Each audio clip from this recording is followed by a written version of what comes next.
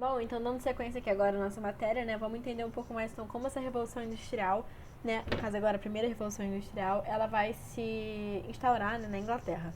Bom, a Revolução Industrial vai ser esse processo que vai se desenrolar primeiramente na Inglaterra, mas vai se espalhar para o mundo inteiro, né, e justamente vai ser na Inglaterra por conta dessa sua potência global, como ela era uma potência global, e a Revolução Industrial como um todo vai desencadear uma série de transformações, principalmente no âmbito econômico, mas também no âmbito social, por toda a Europa, né?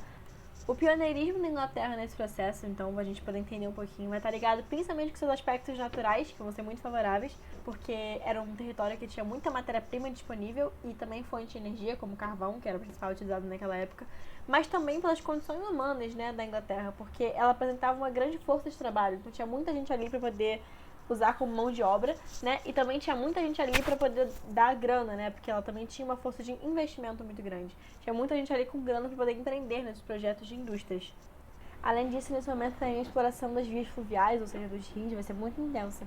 Principalmente por conta da questão do transporte de pessoas e de mercadorias, assim como fonte de energia, próprio carvão, né?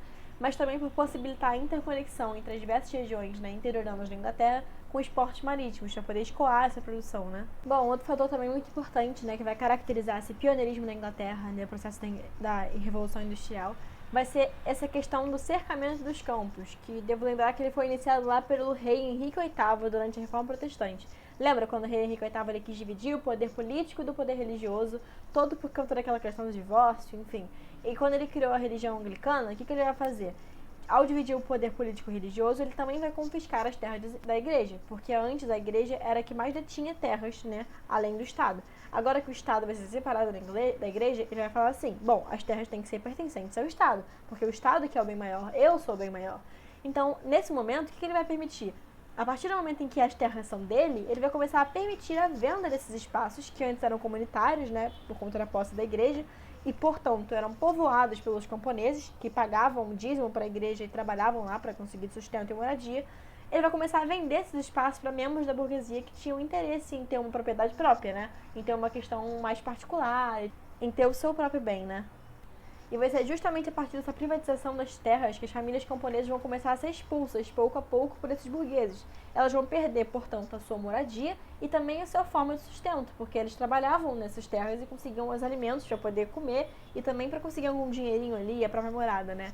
E não somente são expulsas, como também são substituídas por ovelhas, porque a gente tem que lembrar que no primeiro processo da Revolução Industrial, na primeira fase, o produto que estava em alta eram os tecidos, era a indústria têxtil.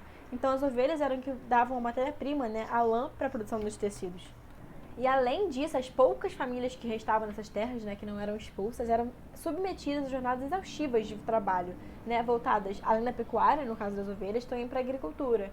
E que a agricultura, vamos lembrar que ela estava cada vez mais se modernizando também, para práticas que desgastassem menos o solo e tudo mais. E os principais alimentos que eram produzidos nesse momento eram o nabo e a batata, porque eles estavam focando em alimentos que fossem ricos em carboidratos para poder dar energia para os trabalhadores trabalharem ainda mais.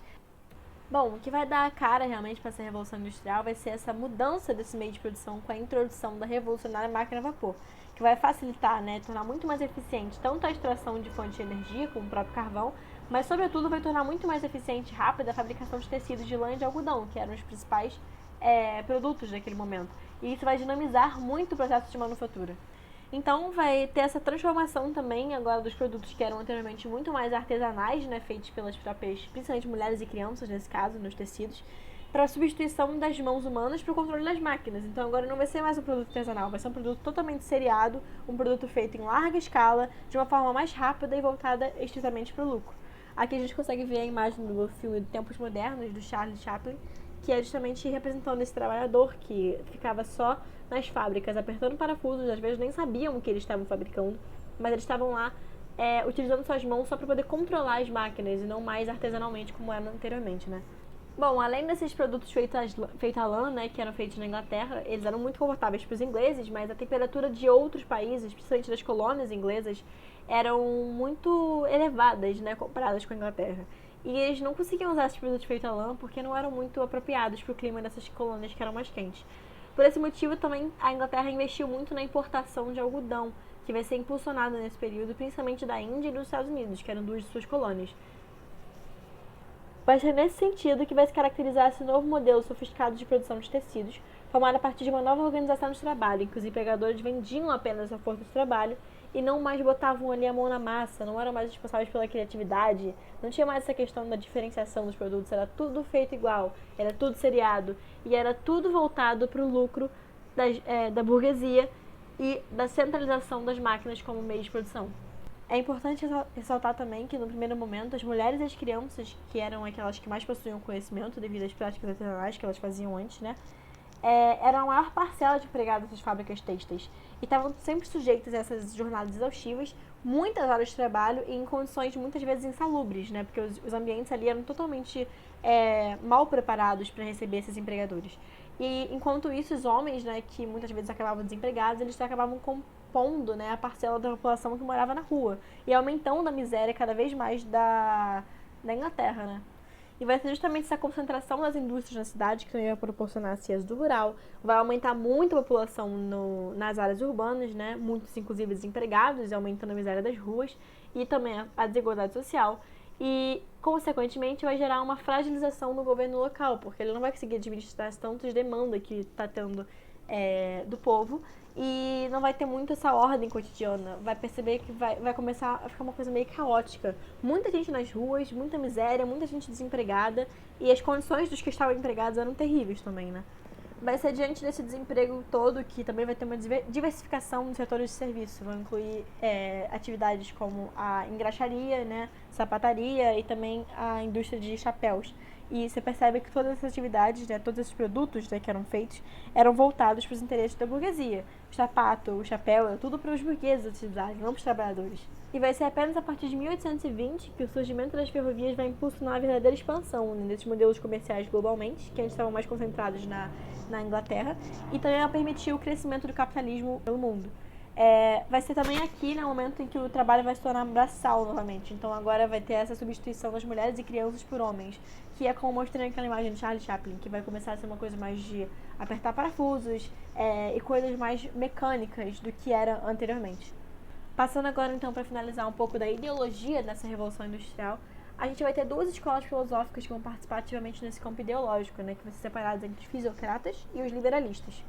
Essa escola dos fisiocratas vai ser originada na França e vai elaborar basicamente uma crítica ao mercantilismo, modelo de total economia do mercado, né, pelo Estado.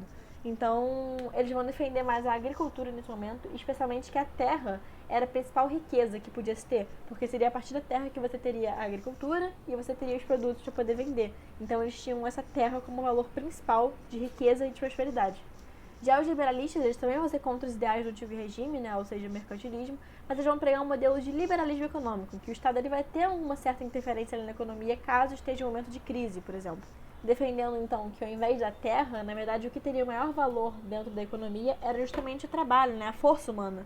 E essa seria a principal ideologia que seria adotada pelos burgueses, porque seria justamente assim que eles conseguiriam dominar as fábricas e conseguir aumentar o seu modelo de produção com esses empregados que estavam submetidos a horas exaustivas de trabalho e a condições péssimas. Enfim, aqui a gente vai caracterizar a primeira fase da Revolução Industrial, que vai ser, então, retomando um pouquinho essa parte, principalmente da indústria têxtil, né? E encaminhando-se para a segunda parte da Revolução Industrial, que vai ser voltada para essas ferrovias, né? Que vai permitir esse avanço global da indústria pelo mundo.